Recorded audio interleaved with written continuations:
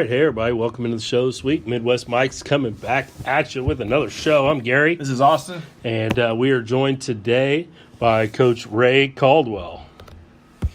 All right, welcome into the show. We got Coach Caldwell here.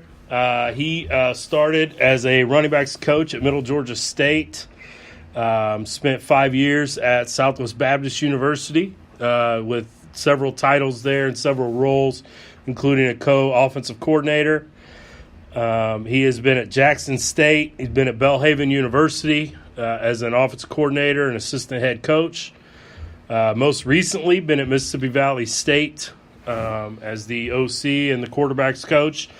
22 years coaching experience. Also been with an offensive intern with some NFL teams, including the Pittsburgh Steelers, Buffalo Bills, Los Angeles Chargers, Dallas Cowboys, and Detroit Lions. So pretty good resume there, and welcome into the show, Coach. Hey, well, I'm glad to be here. I appreciate y'all having me on. Yeah, so when we have a fellow coach on, we usually try to talk about, your background a little bit and kind of what got you started in the profession. Well, really what got me started in the profession was my senior year in 1993, senior year of college. I had been a two-time All-American running back. And, you pretty much, you can't tell it now. That was back in the days when I ran a lot. But, Yeah. I put on the pounds. I'm like an All-American offensive lineman now. But I was a fullback and everything. But going into my senior year in fall camp, I had a major knee injury and tore my ACL, PCL, MCL, and detached my hamstring. And, had partial paralysis of my left leg. Oh. But then, it was a major one. So I couldn't play in football anymore. So my head coach, talked me into helping out with the team, keeping me around the team. And being around the team, I caught that coaching bug. And then my former head coach, Coach Dennis Rowland, may he rest in peace. He got me my first GA job in Middle Georgia State College down there in 1994, and that's why I started GAing that and stayed with him and got the ball rolling from there. Well, that's sounds like a pretty hefty injury there, but once, you talked about that coaching bug, and I tell people all the time, man, there's no better feeling than, when you're out there with your guys, with your group, and you're teaching something, and then, you see them execute that in the game and just, make a big play for your team. And, that's to me is one of the greatest feelings in the world there. Just getting with those guys. It is. So what's... No, go ahead. Listen. Go I ahead. was just saying, just doing that, and I just got, that coaching got me my blood, and I just, it's never left it. Yep, absolutely. What's kind of some memories you look back on, over your 22 years at several levels there? Just what are some memories that stick out to you, or that are a favorite memory, maybe a player or a position or a game, just something that sticks out in your memory? I just made a lot of memories. I don't give advice to young coaches out there that you gotta persevere through coaching now, because it's a marathon. It's not a race, and that saying goes, there's two types of coaching. And those who've been fired and those who's going to be fired. Yeah. So you gotta, and you can't let that, if you get fired, you just gotta persevere through it and keep on going to that until you get that next job. Favorite memories, I got many favorite memories. Had some good memories at each institution. I had some great memories. But whether it's Middle Georgia College, winning the first junior college bowl game for that university in the Mineral Water Bowl. After in Central Springs, Missouri, we played in the Mineral Water Bowl back in 1996, I think. Out there, and that was a great game we played out there. We go to Southwest Baptist. It was a great memory there. At the first winning season in over 15, 20 years up there. Wow. Being part of that, turn around that program there. And we could go to Belhaven University and just, Belhaven was where I really grew as a coach because I got to really have my, say so as an offensive coordinator. And so I got to experiment and everything offensively, and then we really had some good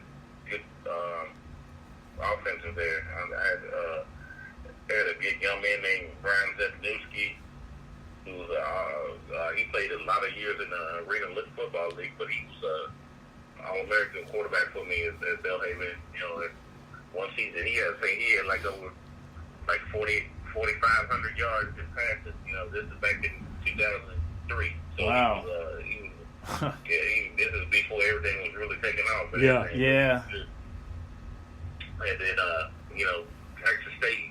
Jackson State University, we won the SWAC East Institute SWAC East title back to back. They went to back-to-back SWAC championship games, and that was a good thing. And then, at Mississippi Valley, we had some good, this is my final year there, which was last year.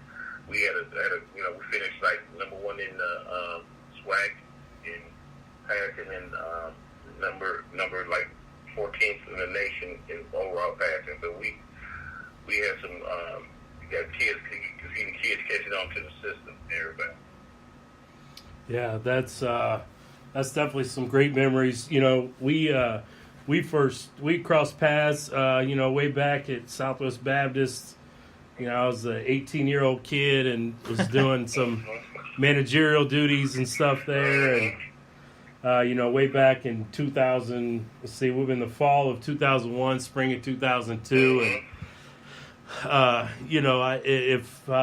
And, knowing what I know now about how things work and, I would have treated those that year a little differently, but I think growing and learning, we all have those different opportunities that we don't really see and take full advantage of at the time, but looking back on it, like, man, that was a good place to be at that moment.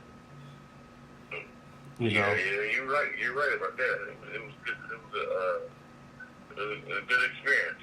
Yep. You saw the good and the bad. You saw the good and the bad. Yep. Yeah. It's a struggling program there, and you guys were spending the long hours, and at the time, as an 18-year-old kid, I just, I didn't see the long hours of watching the tape and how important those practices that I was filming and how important that practice tape is to you guys. And now that I've been coaching, all these years, it's like, man, that practice tape is just so key. So you can get things fixed and get on the right track.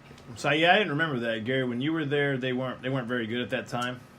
No, they were kind of on the brink of winning some games. That year we struggled.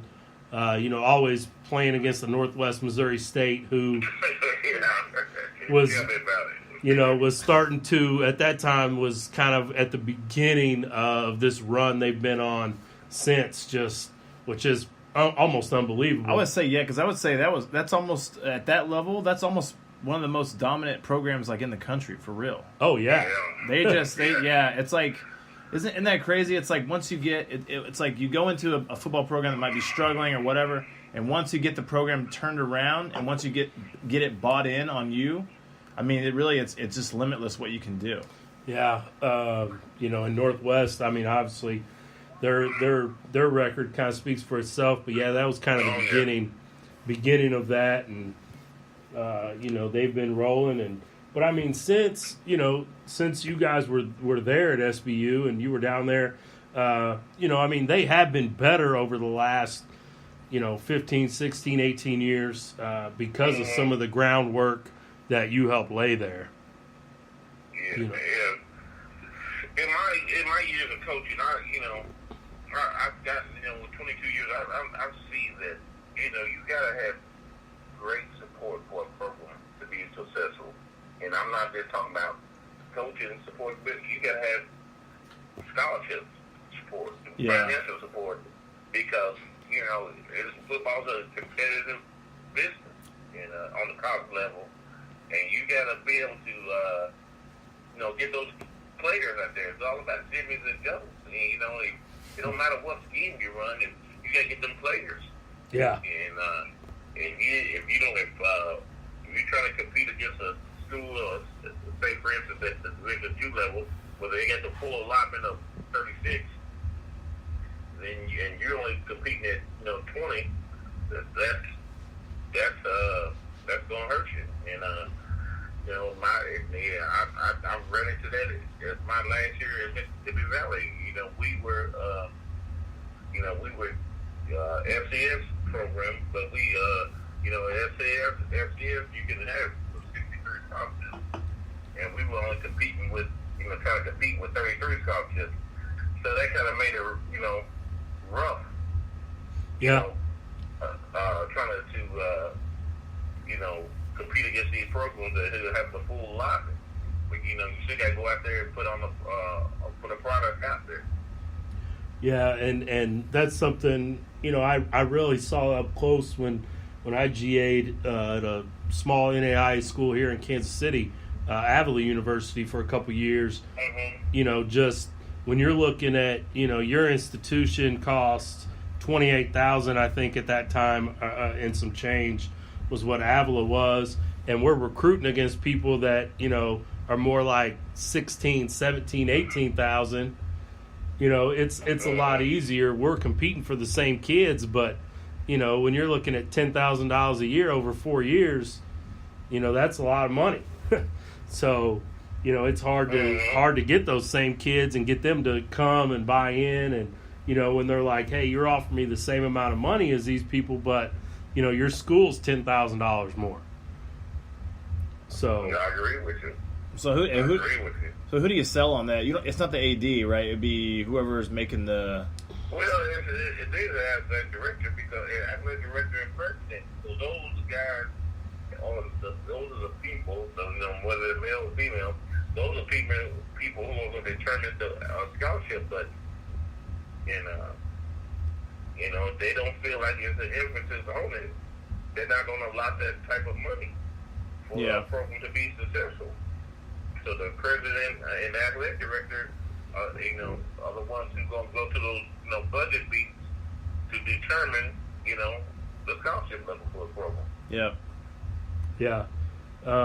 It is tough sometimes because, the athletic director is ultimately looking at that bottom line.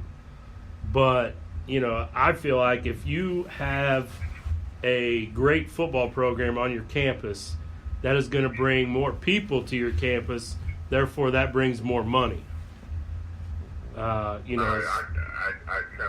with you. You got to, there's been a few studies done on football, how a successful football program gets the student, enrollment, and also the atmosphere on campus. Yeah. Yeah, we've seen that. And we've seen that at the high school level too. It's the same thing. Yeah. It's the same thing. So that's just a tough sell, because it's almost like if you're not winning any games but you need scholarships, you have to sell it to the AD, and then the AD's got to really sell it. If he needs to get more money in, he's got to go get the boosters or whoever, like former students, to donate money to the university or whatever. Which I'm sure a lot of Texas schools might not have a problem with that. Yeah. But they put their own money in Texas. Yeah.